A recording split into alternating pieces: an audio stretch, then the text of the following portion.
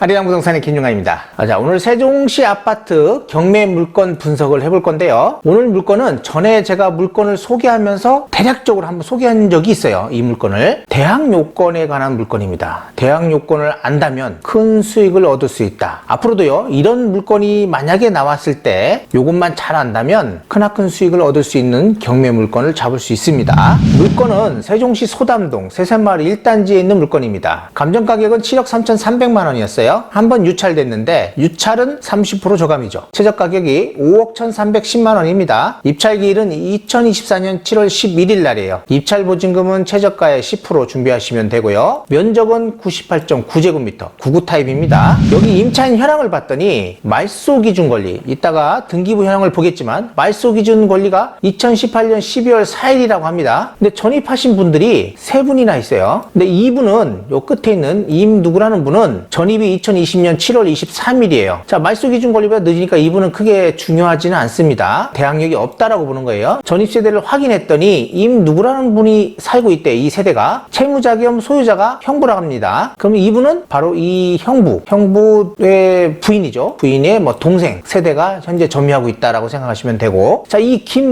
이분이 누구겠어요? 이 세대가 점유하면 이분들은 점유를 안 하는, 일단은 전입 신고만 해놓은 걸로 같기도 합니다. 아니면 여기 조카라든지 이런 분들일 수도 있겠죠. 자, 2018년 10월 10일, 2018년 10월 10일, 2018년 12월 4일 등기부를 보면서 한번 보도록 할게요. 자, 등기부를 봤더니 2018년 12월 4일 날 소유권을 갖고 왔어요. 누구라는 분이 갖고 왔습니다. 자, 거래가액이 4억 8,450만 원이라고 합니다. 자, 이 아파트는요, 첫 번째로 신규 분양단지였어요. 그 당시에 2018년 8월에 사용 승인이 난 아파트입니다. 그렇다면 신규 아파트죠. 분양받아서 들어오는 아파트예요. 그때 당시에 이분들이 잔금을 치를 때 이렇게 대출을 받고서 잔금을 치렀다라고 볼 수 있습니다. 여기 은행에서 대출을 받아서 잔금을 치른 거예요. 자, 그렇다면 10월 10일 날 입주하신 분들은 전입신고는 미리 할 수 있겠죠. 점유는 언제 할 수 있어요? 잔금 납부하고 할 수 있어요. 이따 대항 요건을 보겠지만은 전입과 점유가 다 갖춰진 다음날 0시부터 대항력이 발생을 합니다. 자, 그렇다면 그 10월 10일 날 점유하신 두 분, 전입신고하신 두 분이죠. 두 분이 12월 4일 날 점유를 했다면 그분들의 대항력은 12월 5일 0시가 되는 거예요. 그래서 대항력이 없다라고 보는 거고요. 그리고 또 하나, 만약에 이분이 다른 사람한테 소유권을 갖고 왔어요. 그 당시에 점유를 하고 있던 분이라면 이분이 소유권을 갖고 오는 즉시, 그러니까 그 전부터 대항력이 발생하겠지만, 이분이 이 소유권을 이렇게 지금 건설사에서 가져오는 거잖아요. 말하자면 가져오기 전에 다른 세입자하고 계약을 해가지고 그분들이 점유를 한다 하더라도 그분들의 대항력은요, 이 소유권을 가져온 다음날 0시부터 발생한다라는 일반적인 판례, 비슷한 판례가 하나 있어요. 그게 뭐냐면, 경매를 낙찰받은 매수인이요, 다른 새로운 임차인하고 계약을 합니다. 잔금을 납부하기 전에 그분한테 돈을 받아가지고 잔금 납부를 하는 거예요. 그랬을 경우에 그 임차인이 대항력은 언제 발생하느냐 이거예요. 판례에서는요, 그 사람이 소유권, 잔금 납부한 다음날 0시로 보고 있습니다. 이것도 마찬가지예요. 건설사에서 소유권을 가져온 다음날 0시에 대항력이 있다라고 보셔야 되고요. 또 하나, 22년 1월 달에 이 대부회사에서 대출을 받았어요. 여기 선순위 대출이 있는데도 불구하고, 그리고 또 임차인이 전입되어 있는 사람이 있는데도 불구하고 이 큰 금액을 대출해 줄 리는 없다라는 겁니다. 이분들이 분명히 뭔가 서류를 받았을 거예요. 그 서류가 뭐냐면 무상 임대차 계약서라는 겁니다. 그래서 무상으로 살고 있다라는 그런 확인서를 받았을 거예요. 자, 2018년 8월 28일 날 여기 중흥건설이죠. 에듀마크고요. 총 19개 동으로 되어 있답니다. 그리고 세대수는 890세대로 되어 있고, 현재 여기는 미납관리비가 없다라고 되어 있어요. 자, 여기 소담동 세샘마을 1단지가 2023년도에 낙찰된 사례가 하나가 있어요. 사례를 보면 6억 7,400 정도의 낙찰을 받았는데 그때 당시 입찰 인원 9명이었습니다. 차순위 금액을 봤더니 6억 3,100이에요. 제가 볼 때는 지금 현재 최고가 매수인은 조금 비싸게 받은 것 같고요. 요 차순위 금액이 적당한 가격이다라고 생각이 됩니다. 똑같은 평형대, 똑같은 거예요. 자, 이번에는 최근에 낙찰된 사례입니다. 대평동 해들마을 4단지 물건이에요. 평형대도 똑같은 거예요. 그리고 건설사도 같아요. 중흥건설. 그리고 입주 시기도 비슷하고요. 분양 시기도 비슷합니다. 감정 가격은 여기가 좀 더 높게 감정이 됐었고, 입찰 인원은 8명, 최고가 금액이 6억 3,300만 원 정도, 차순위 금액이 6억 3,100 정도. 그렇다면요, 이번에도 마찬가지일 것 같아요. 이 정도 금액에 낙찰되지 않을까 싶습니다. 6억 3천대 아니면 이거보다 좀 밑으로 낙찰되지 않을까라는 생각이 듭니다. 이거보다 좀 높으면 별 의미가 없다라고 생각하셔야 돼요. 자, 자, 세종시 중흥 X클래스 에듀마크입니다. 자, 이 아파트 단지에서 관평동 쪽으로 가려면 이렇게 나가죠. 여기 KDI 연구원이고요. 대전 쪽으로 나가시려면 이렇게 나가시면 되고요. 이 학교 보니까 소담 중학교, 초등학교, 고등학교가 다 같이 이렇게 몰려 있다라고 되어 있어요. 이렇게 건너가면 바로 갈 수 있습니다. 도보권이고요. 학교 갈 수 있는 게. 여기가 이제 상권이 여기 주민센터 인근에 상권이 조그맣게 형성이 되어 있고요. 이제 앞으로 법원, 검찰청이 들어온다면 여기 상권도 이용을 할 수 있을 것이다 라고 판단이 되고요.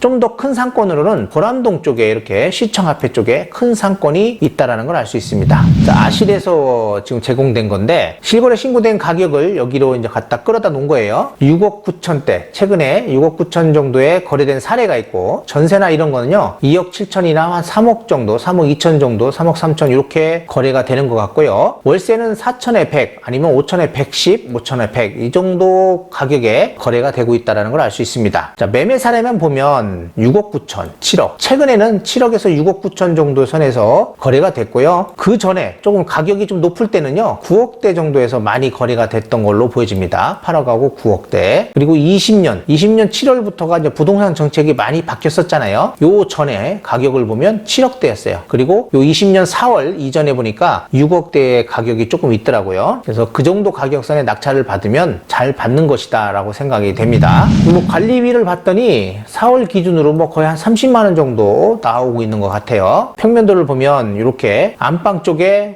이렇게 지금 드레스룸이죠? 드레스룸이 좀 넓게 뽑히는 걸 보고, 그리고 이렇게 지금 알파룸, 서재라고 되어 있는데 방이 이렇게 뒤에 하나 있고 이렇게 3개, 그러니까 총 방이 4개입니다. 화장실이 2개, 그리고 현관에서 들어오다 보면 이렇게 팬트리 공간이 있고요. 주방 쪽이 넓게 되어 있다는 걸 알 수 있습니다. 그리고 중흥건설은요, 창이 커요. 창이 이렇게 길게 되어 있습니다. 길게. 방에 있는 창들도 마찬가지예요. 이게 반창이 아니고 이렇게 쬐끄맣게 반창이 있는 거잖아요, 원래요. 근데 중흥은요, 이게 길게 되어 있어요. 길게. 그거 참고하시면 될 것 같습니다. 근데 네이버 매물을 제가 봤더니 한 7억 5천대, 그러니까 7억 후반에서요, 7억 초반, 7억 후반, 뭐 8억대까지도 있기는 해요. 이렇게 매물들은 나오고 있고요. 실제 거래되는 거는 7억 이하로 거래되고 있는 걸 알 수 있습니다. 자, 오늘의 핵심 포인트입니다. 핵심 포인트를 보면 대항력이라는 게 뭐냐면 내가 남한테 대항할 수 있는 힘인 거예요. 힘. 말 그대로. 자, 대항력이 있다. 일반 임대차에서 대항력이 있다라는 거는요. 대항력이 있으면 내가 가지고 있는 임대차 기간 있죠. 임대차 기간의 존속 기간을 보장받을 수 있고요. 그리고 만기가 되면 보증금도 보호받을 수 있다. 돌려받을 수 있다라는 권리입니다. 보증금을 돌려받지 못한다면 돌려받을 때까지 내가 그 집에서 거주할 수 있는 거고요. 그리고 대항력도 그대로 유지할 수 있다는 겁니다. 만약에 다른 데로 이사를 가게 된다면 임차권 등기를 하고 이사를 가면 대항력이 그대로 유지된다는 거 알고 계시면 될 것 같고요. 자, 여기서 오늘의 포인트입니다. 대항력 요건이에요. 이 대항력을 갖추기 위한 요건인데 주택의 인도, 주택 인도면 점유죠. 점유, 그리고 주민등록, 전입신고입니다. 이거 중에 늦은 날, 다음 날 0시부터 대항력이 발생하는 건데요. 현재 이 경매 물건에 전입신고는 빨리 돼 있어요. 점유가 언제 됐는가, 이게 중요한 거예요. 요 두 개를 다 갖춰야 됩니다. 신규 아파트 분양한 아파트예요. 자, 입주, 잔금 치르고 입주할 수 있겠죠. 그러면 잔금을 언제 치렀다고 했어요? 아까 12월 4일인가 잔금을 했다는 거예요. 아무리 전입이 10월 10일 날 돼 있다 하더라도 그분들이 12월 4일 날 잔금을 했기 때문에 그분들은 12월 4일 이전에는 절대 점유를 할 수가 없는 거예요. 그렇다면 이분들은 12월 5일 0시 이후부터 대항력이 발생했다라는 걸 알 수 있습니다. 이 물건에 대항력 있는 임차인은 없다라고 할 수 있는 거예요. 자, 여기서 점유라는 거는요, 물건을 사실상 지배하는 거예요. 그냥 형식상 한번 들어갔다 나왔다 이게 중요한 게 아니라 키도 받고요. 그리고 내가 거기를 완전히 점유를 하는 게 바로 사실상 지배하는 거다라고 얘기할 수 있습니다. 또 하나, 일반 임대차에서는요, 대항력 요건이나 대항력이나 같습니다. 그래서 전입 점유하고 다음날 0시부터 대항력이 발생하면 이 대항력 요건하고 똑같다라고 볼 수 있는데, 이 경매에서는요, 이 대항력 요건을 갖췄다 하더라도 대항력이 발생하는 게 아니에요. 대항력이 발생하려면 이 말소 기준 등기보다 빨라야 됩니다. 대항력 요건을 갖춘 다음날 0시부터 말소 기준보다 빨라야만 대항력이 있는 거고요. 말소 기준보다 늦으면 대항력이 없다라고 합니다. 자, 이 물건에서요, 또 하나 중요한 게 뭐냐면 판례가 하나 있어요. 경매로 낙찰받은 최고가 매수인이요, 잔금을 납부하기 전에 계약을 합니다. 임차인하고 계약을 해요. 전세 계약을 했단 말이죠. 그랬을 때 그분의 대항력이 언제 발생한다? 최고가 매수인이 잔금을 납부한 다음날 0시에 대항력이 발생한다고 합니다. 근데 만약에 제가 다른 사람한테 어느 아파트를 하나 사는데 거기에 임차인이 있어요. 그럼 임차인 있는 사람하고 다시 계약서를 쓰면 그분은 언제 대항력이 발생한다? 겁니까? 즉시입니다. 즉시. 내가 소유권을 가져오는 즉시 그분은 대항력이 발생한 거예요. 그렇기 때문에 보통 소유자가 바뀌더라도 현재 살고 있는 임차인들은요, 즉시 그분이 소유권을 가져오는 즉시 대항력이 있기 때문에 선순위 임차인이 되는 거예요. 그렇지만 거기에 살고 있지 않던 다른 새로운 사람이 그 새로 바뀌는 소유자랑 계약서를 썼다면 새로운 소유자가 잔금을 납부하는 그 다음날 0시부터 대항력이 발생한다라고 보셔야 되는 거예요. 자, 이렇게 해서 대항력 요건과 대항력에 관한 이야기를 해봤습니다. 자, 이 물건도요, 대항력은 없는 걸로 판단을 하셔도 될 것 같습니다. 그래도 혹시 모르니까 관리사무소 가서 관리비 미납 확인하면서 이분들이 언제 점유했는지 일단 알아보시는 것도 나쁘지 않아요. 근데 요즘 개인정보 때문에 안 알려주죠. 만약에 낙찰을 받으면 한번 찾아가 보시고 바로 이분들이 대항력이 있다고 주장을 하면 서류 열람 해보시고, 그리고 그 대부회사 있죠? 대부 후순위 근저당권자 아마 전화번호나 이런 것이 나올 수 있어요. 이렇게 등기부를 확인하면 주소 이렇게 확인할 수 있거든요. 그럼 거기에